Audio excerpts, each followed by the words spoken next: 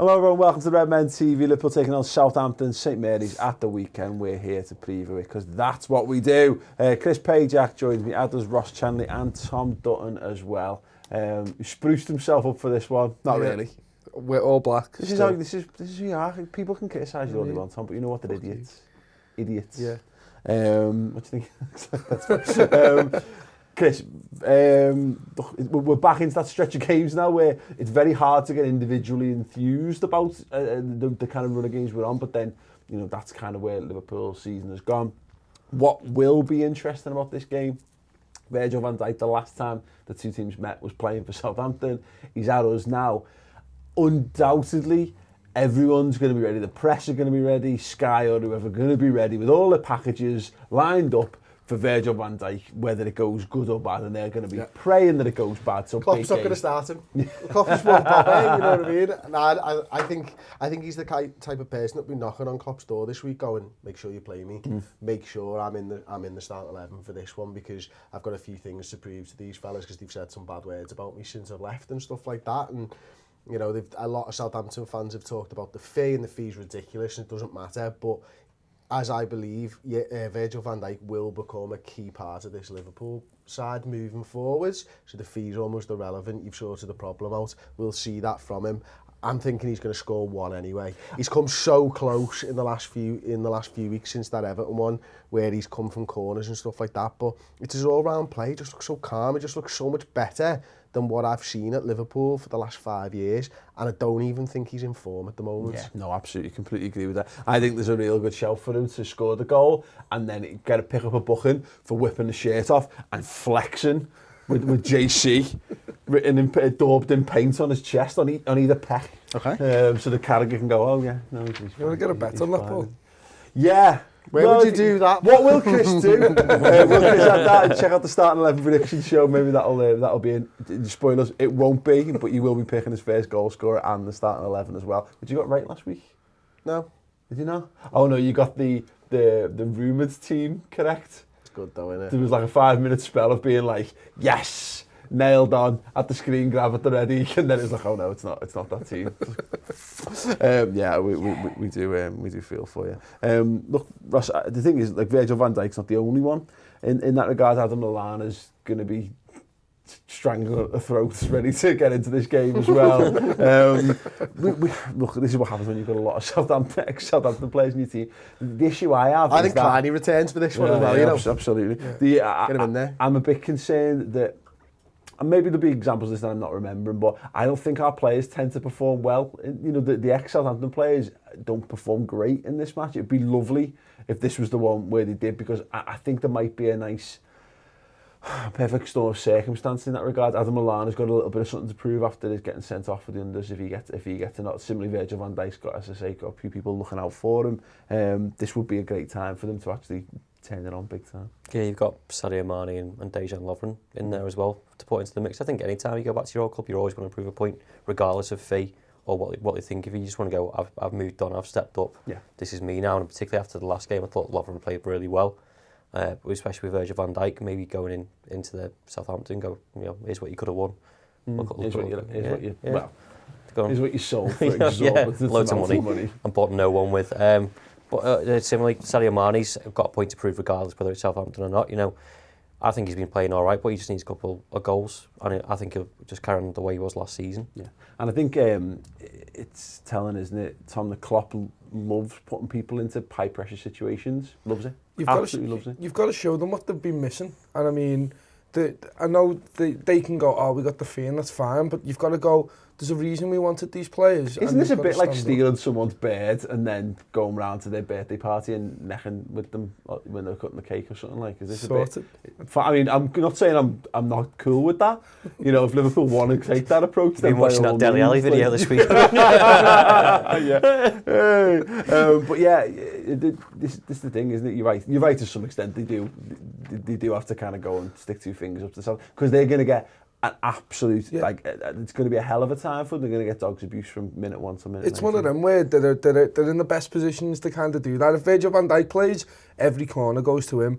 Mane's going to get the ball constantly. If Lallana plays, he's integral to this. So it's not like they're not going to have opportunities to stand up and make sure that they're counted. And I'm just looking forward, regardless, I'm looking forward to us smashing them because they've not been that good this season. I know they got a draw with Spurs, which was pretty good, but the form... You know what it is, Paul, right? It's the fact that the way that a few of these players left that club, you know what I mean? Yeah, the fact that Virgil van Dijk went missing for them, the fact that Dejan Lovren obviously handed in a transfer request or whatever it was, that's what's pissed Southampton fans off. And to be quite brutally honest with you, it pissed me off as well.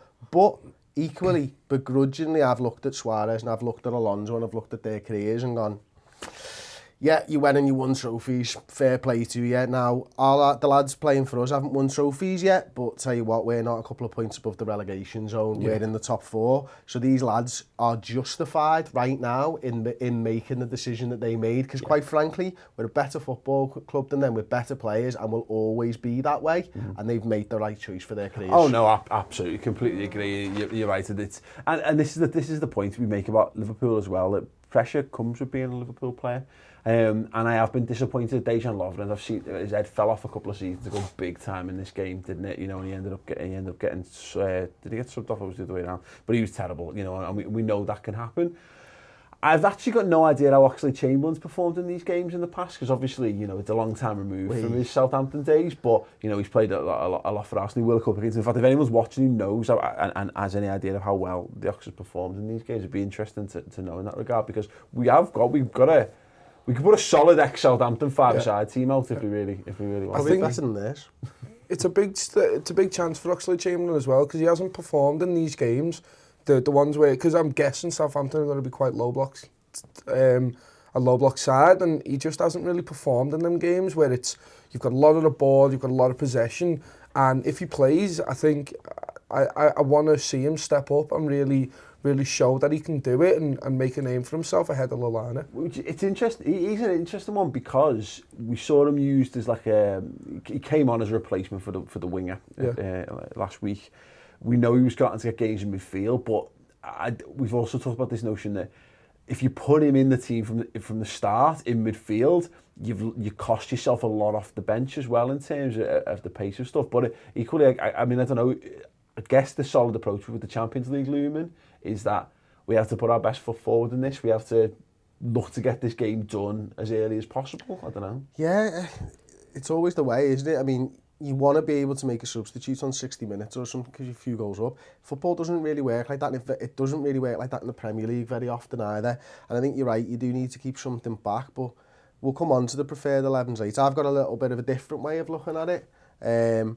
I disagree with Tom about him not performing in these type of games. I think we've seen in both Everton games him perform very well from a central midfield position. Now, we didn't go on and win the game, so maybe you're right on that one, mate. But, you know, I thought he was really good against, particularly in the December one, I think it was, where I just thought he was outstanding. The thing for me with Ox at the moment is I think he's just a little off the boil. The last sort of 3 weeks, you know, since we had that little poor week where we lost twice, it doesn't seem like he's recovered yet. You know, he came on and I thought he was quite frankly poor against Tottenham, and probably wouldn't be in line for a start if it wasn't for the Champions League and the fact that he's had a couple of games rest more than everybody else. Like. Yeah, no, it is an interesting one. Yeah, like I say, it goes without saying everyone just needs to step up for this, because we're going to come and look at it again later on the show. We'll look at what the other teams are doing, but this is, you know, we've gotten through the tough games now. We've only got 2 more tough, you know, I mean, and two more plus Everton, dependent. You never know how that game's going to go, Goodison, but it's a series of winnable fixtures. It's all for nothing if you don't turn it on. We're sitting pretty. We did a big bit on this on the podcast this week, Chris, about how the league table's starting to look really good. And the league table could continue to look very good because of Spurs and Arsenal going head to head. So, you know, there can be no excuse on this. One thing it's guaranteed to happen from this game though, Chris, this is one of the 2 games this season where Oriol Romeo looks like the world's best DM. Every time I've seen him, he's fucking incredible. Yeah. Pisses me right off. And you speak to other fans of other clubs and like, ew, I'm like, yeah, he's boss, dominates, sits there in front of the back four like a fucking crab stopping the ball going past. Shit every other weekend. They've got some boss players. I mean, I had a look at the squad before. The 3 that stick out, James Ward-Prowse's deliveries are going to be unbelievable. I really highly rate Tadic, really rate him, and just Shane Long just seems to pull something out. Against us? Yeah, he's another one who, I mean, I don't know if he did it last time, but there was that... He hadn't scored a goal in a year or something by the time we faced him last time. I actually don't know whether he scored. Charlie Austin's their top goal scorer at the moment in the league with 6. Yeah. They don't score goals, which is an encouraging thing. We kind of had this conversation around Huddersfield the other week. Ross, I think they've got, in fact I've got it written here, why I paraphrase, they've got only scored 28 in 26 league games so far, but conceded 38. So it's not great. They're not a terrific threat, but look, we have to be wary. Form's Swansea been decent recently. Yeah, exactly. I think they only lost one game in 2018. They're drawing a lot, and out of the 3 wins they've picked up, 2 of them were in the FA Cup. So there's, they've not been great, but they have kind of they've stemmed the bleeding a bit. But as we said, they're 2 points above the relegation zone. We were sat here 2.5 weeks ago or whatever, talking about the Swansea game. And saying as well, this should be a good game. They'll play football. They've got a bit of football in their DNA, so they'll have a go, etc., etc. I think Tom's kind of right. You might see them take up that template in this game, and that's going to be it's going to be one of them tests. My hope is, like Swansea was meant to be, it wasn't, but like Huddersfield ended up being. It's a game where you're playing out. Then if they don't play to the strengths, then there's a real opportunity for us to capitalise on it, because it won't be a solid a defensive line as a team that's totally versed in it. Yeah, I think the saving grace for me from the Swansea game is Liverpool learn from it, and they showed that against Huddersfield. Exactly what you just said. Make them play how you want them to, and then just take over. Yeah, there's something to be said, isn't it? Because I think you could look at it and go, well, we got a slice of luck with Emre Can's goal, but it was the directness with which we approached it. You had to take that shot in order for it, and that was the difference between the Swansea game. There wasn't enough people. There wasn't enough bravery and there wasn't enough intelligent direct play. No, I think we were too predictable as well, because it was all narrowed down the middle and we were trying to go around them. We couldn't even go out wide. The delivery wasn't great. Yeah. And then that's what I'm saying, they learned from that. Huddersfield, or we'll just play long balls over the top, or we'll get out wide and just mix it up. So that makes us unpredictable for low block sides now, I think. Just go, well, you can't sit back and defend. And it is hard to do that. Swansea showed that, and then Huddersfield tried to do the same thing. They didn't come out and do anything. But then Southampton are desperate for points as well, so they've got to try and, at least go for a draw. Can't sit back and do nothing for 90 minutes. Yeah, they have done against us, and listen, they might be a football inside at their core, but I think before the last victory, we beat them 3-0, didn't we? I'm sure we didn't score a goal against them in 4 games. You know what I mean? And they are very used. They are very used to sitting in against us, and they've had success on the break and stuff. So. Listen, they got tonked last time out. They'll go back to that. Tom's exactly right. I think they'll go back to that. They are good at it because they've got good players. Yeah. They're having a down season, and I think they'll be lucky to survive this season, to be honest. And it feels like the end of Southampton's run. They've had a good few years, and a great crop of youngsters just seem to be coming through over and over. Feels like the end of that now, and I'd really like to put them to sleep. Yeah, there's an interesting point. You see, West Brom have slipped big time, haven't they? And it's so tight down the bottom. It goes both ways, doesn't it? Much like the Swansea one. Again, we looked at it and thought there was it's a bit of a free hit. You might get a similar thing to we saw with the West Brom Cup game, where they might think, oh, go on, we'll just go and we can go and do our thing, or they stick to a game plan. So not an easy one by any stretch.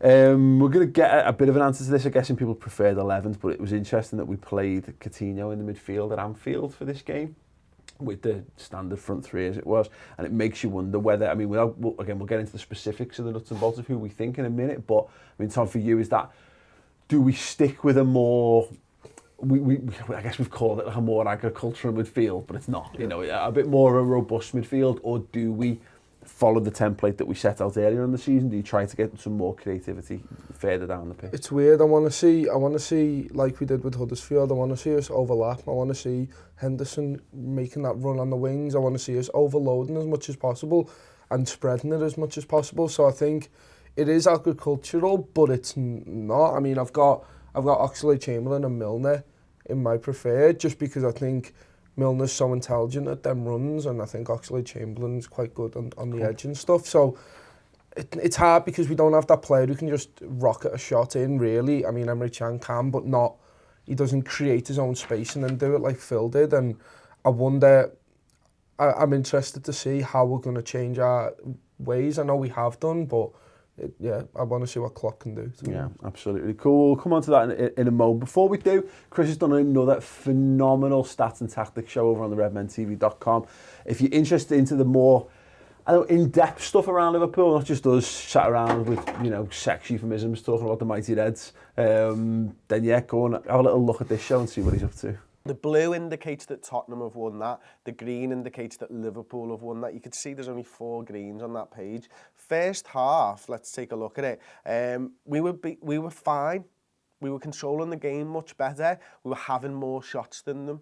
Ultimately, you know, it came out, it was very much a game plan for Liverpool to sit back, let Tottenham have the ball, hit them on the counter-attack, and I think it was a very clever game plan because we'd have been susceptible to something similar from Tottenham, so we let them have the ball. You also get the crowd involved. As soon as any team has the ball at Anfield, the crowd does get involved, and you could hear that. And I think for me, it was around when Ben Davies made a poor tackle on somebody, fouled somebody, and then the crowd got proper gnarly. I remember writing it down in my notes of the game. But we controlled the game very well. We limited their opportunities to just 1 shot on target, and we had 2 ourselves first half. Really impressive first half. What happened, though, look at that second half.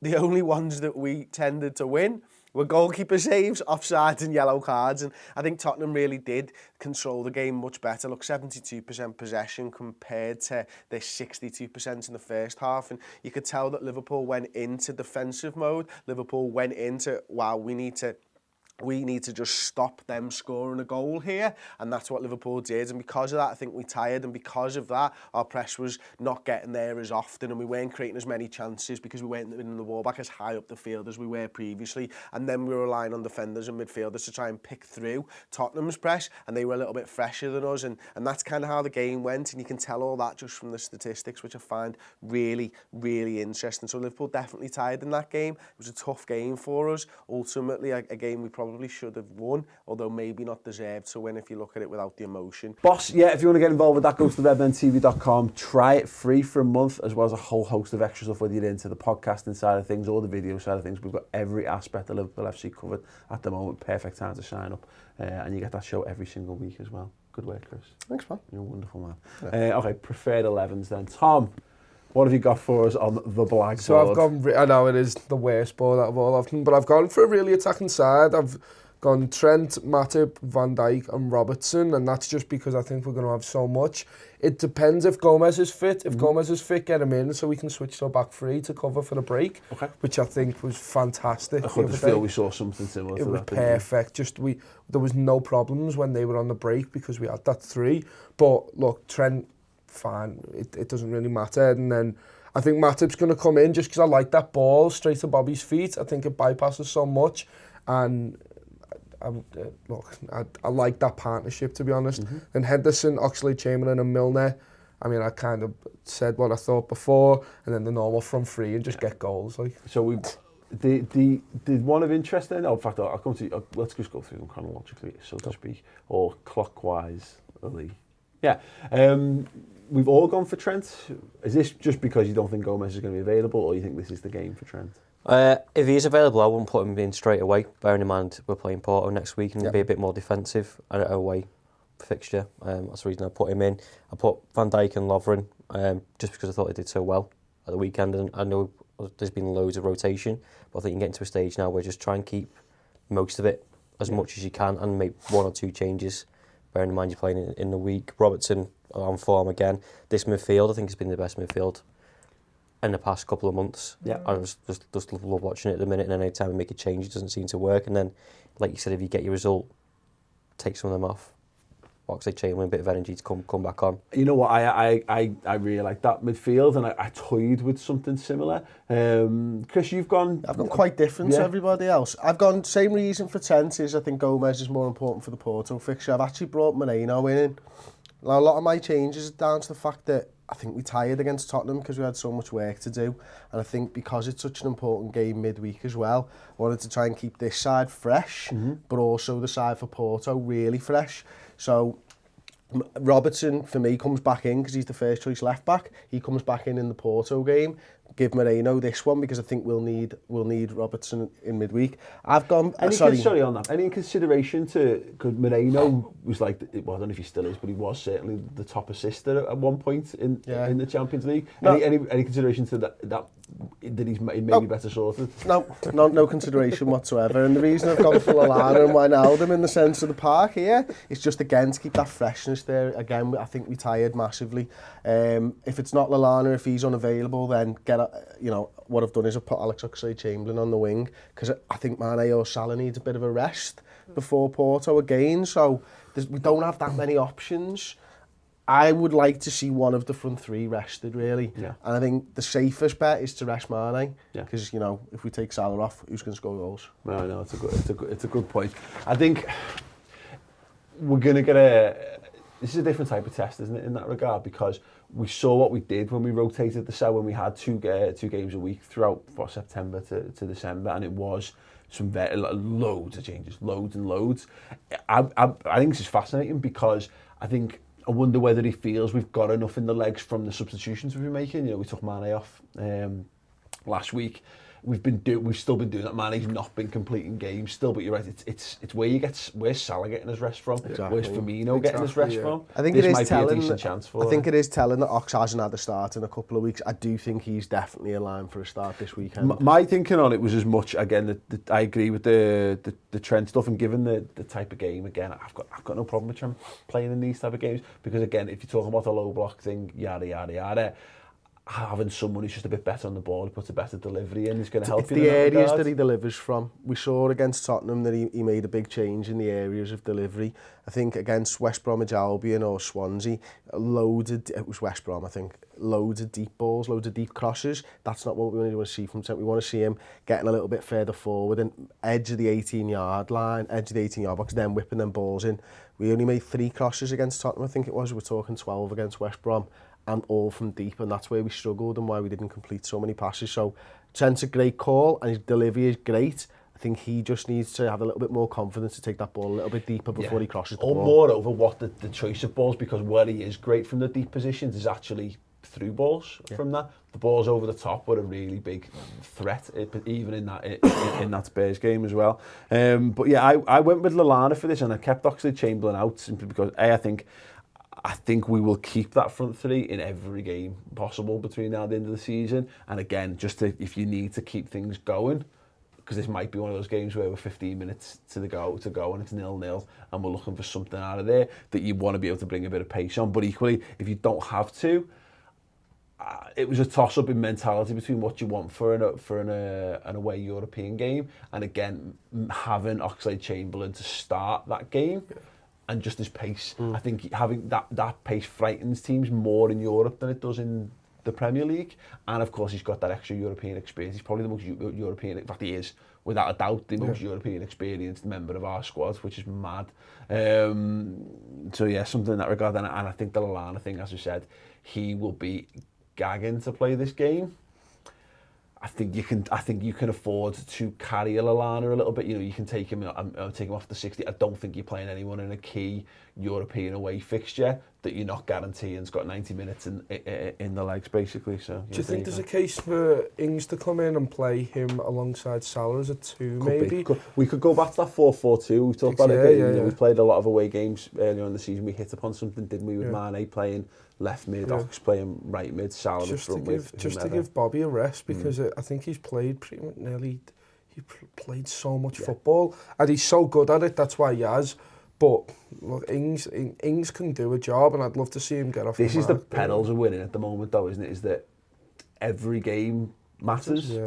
Every game of footy between now and the end of the season is that there's no...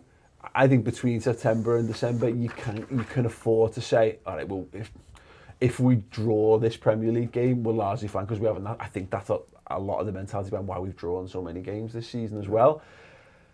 You lose here, and you just fifth probably. Well, exactly. You're opening yourself up to just mounds of stress again, aren't you? Because all of a sudden you've got to then you can't then lose another Premier League game, etc., etc. I think we've got a little break coming up, haven't we? Because of the FA Cup. Whether we just plough towards that as hard as we possibly Both, can, yeah. and then see where we come out of it. Yeah. Interesting though, we kind of hinted at it before, just in terms of where everyone else is doing this weekend. Spurs hosting Arsenal on the early kick-off on the Saturday. That's a massive, draw all round, I guess, just to... Are Arsenal playing in Europa League this week? Arsenal probably, yeah. And then it's Tottenham Juve this week? I don't know, no, next week. As in, they're not playing, there's no Champions League game. Hang on, what date are we on? No, not as in the week we're filming or the week after? As in the week of the few days after their game. They'll have a... Yeah, They I don't play know the that. day after we play Porto. So Tottenham have got Arsenal, The day then before. Juventus a few days later, and Arsenal may or may not have a... I'm pretty sure they have. They have as well let's on the just find the Thursday, actual mate. answer after that. So, That's tasty for them. Are Spurs away or... Spurs are away at Juventus on the Tuesday. Are Arsenal away? Arsenal, let me just see where Arsenal come into this. My fixture's not good that far ahead, so I don't know. Shit up. Yeah. Chelsea have got a tough fixture list coming up as well. They've got Barca, Man United, Man City, Barca. Oh, hello. But yeah, City hosts Leicester, whatever. Man United away to Newcastle, whatever. They'll take 3 points there because Newcastle is shite. Is Conte taking a knee, Paul? Oh, it's an American term. It is an American term, but I don't get contextually. Is he just like giving up? Oh, right, sad. I think he wants to be yes. sacked at this I think point. he's seen the fixture list and gone, Yeah. yeah, God. Yeah. Sad. Arsenal are away to Östersund on the Thursday. Away? Where's that? It sounds like Austria or somewhere. Brilliant. Austria, yeah. Sounds like Austria, it must be Austria. Sounds like it must be. It sounds like Austria, it must be Sweden. Chelsea, I've got West Brom at home on the Monday night. So again, the West Brom are shite, aren't they? Apart from in the FA Cup. So you'd expect that. Chelsea haven't performed against No, these I mean, small I wouldn't be. sides, My thought was that I wouldn't be shocked to see something happen there, but I would really. Oh, because yeah. with They the need league, to step up. West Brom are bottom for a reason, Yeah. because they're crap. But listen, if it turns up, it'll be all the sweeter. But again, this is one of those situations, isn't it, where we'll know what's happened. One of Spurs or Arsenal, or both, will drop points, which is great. That'll give us a nice clear indication of where we kind of stand, I think. Yeah. I don't know, given a choice, let's say draw's not an offer for that one. Do you Arsenal all do you day. give yourself the Tottenham win. Really? Oh, really? Yeah, Arsenal. I don't mind. Arsenal, I don't. Spurs cheated. Fuck them. Arsenal So you battered want them. you want to see Spurs win, Yeah. and you want to see Arsenal Yeah. win. All day, yeah. Yeah, I think for me, I just want Arsenal to be out of it, like completely, Fair enough, yeah. just completely out of it, and then I'm trusting that Chelsea will fall off as well, Okay. and they'll just keep spinning, and then there's only 4 teams standing. That's I an like interesting. that. I like point. the logic, I like the idea of Arsenal having that new signing optimism completely killed flat, because I That is remain good. convinced that it's not about the players, because they've had great players for 10 years. No. That, you know, hopefully it is all Wenger's fault, and that'll be tremendous. I just want Spurs to get the comeuppance, really do, and just give Arsenal a bit of hope, even though they're still crap. So they're like, oh, and then you can drop off later. Yeah. But give Spurs the little knockdown as well, because they got two again, ultimately, Ross, that the draw, it would be ideal, because I just would like to see them both banter each other into the Europa League. You know, they're going, oh, we're above you, oh, mind the gap. Oh, we're above you, mind the gap. Hey, oh. Putting the pressure on. Oh, yeah. Europa League. The NLD, when was that a thing? What's the NLD? It's the North London Derby. It's a fucking massive hashtag. It's It's like, like the I was like, EDL what the something. fuck are these going on about here? It does sound like a Hitler youth group, Yeah. doesn't it? Like, I see both sides of it, to be fair. I'd rather Spurs lost them with Tom on that one, just because I'm still pissed off from the weekend. Yeah. And the comments that came out this morning of Pochettino saying, no, he's tricking the referee, even. Bollocks. Lacazette I don't- dive. Yeah, but yeah, I know now he said that. Referee's going to be on, well, you think they'll be on the case looking out for them cheating. Yeah, good. It is a bit of a win-win for us, really, isn't it? Provided Liverpool go and do the business. Yeah, most important thing. Well, even that, just whatever the result is, just kick the shit out of each other and get some injuries, and then both fall off. Beautiful. I like it. I like it a lot. Yeah, I like Ross. Perfect. Tom, what's your score prediction? I'm going to say 3-0. Another clean sheet, just batter them. Nice. Ross? Yeah, I'm going to 3-0 as well. I think we've got the advantage that Virgil van Dijk was there for 6 months under the new manager. He might know some ins and outs, styles of play, what the attackers like, and just abuse it. I think tough game for Liverpool. I think 1-0, 2-0 maybe, something like that. I think there's a lot of tiredness in the legs, and there'll be a lot of focus on the midweek game as well. Yeah, I agree. Bit of a struggle. I think I agree with that. I think I could see it being I could see it 2-1, honestly, but I'll take it 2-0. I'll go with that if I had to put my money on it. Like, you looked at that game at Anfield. It took us a while to break them down. We did, and then it was one second half goal that made it 3-0. It wasn't like we kicked up we didn't batter Southampton off the park at Anfield, even though the 3-0 is a nice result. Don't get me wrong. I think that would be the absolute ideal, is to do a similar kind of thing where you're not expending too much energy. Yeah. You need that lead in the first half for this one. There's two prime examples there. It's a Swansea and it's Huddersfield, and you're Jurgen Klopp and you're going into this game and you're going, be more Huddersfield. Don't do what you did against Swansea. So very interesting stuff. Let us know your score predictions in the comments below. Put your preferred 11s in there as well, if you'd be so kind. Don't forget to check back this week as well. Chris doing the starting 11 prediction show, and as mentioned, the stat show is amazing. It's on the redmentv.com. It's amazing. It's amazing. And look, I keep saying this, we do the Lighthouse stuff. We have fun with what we do, but if you want some more in-depth content, if you want to work out what's going on, how the goals are being scored, how they're being conceded, really learn about how Liverpool are playing, then we've got you covered right now. So yeah, go over there, start your 3-month trial, and hopefully enjoy it and give us feedback on it as well, because it's always appreciated. But yeah, brilliant, gents, pleasure. Hopefully the game will be too. We'll be here, of course, covering the match, post-match. Stay tuned for that. Drop a subscribe on the channel to make sure you're there with all the live stuff that we'll be doing around it. And other than that, have a great week, have a great weekend, and we'll see you on Sunday.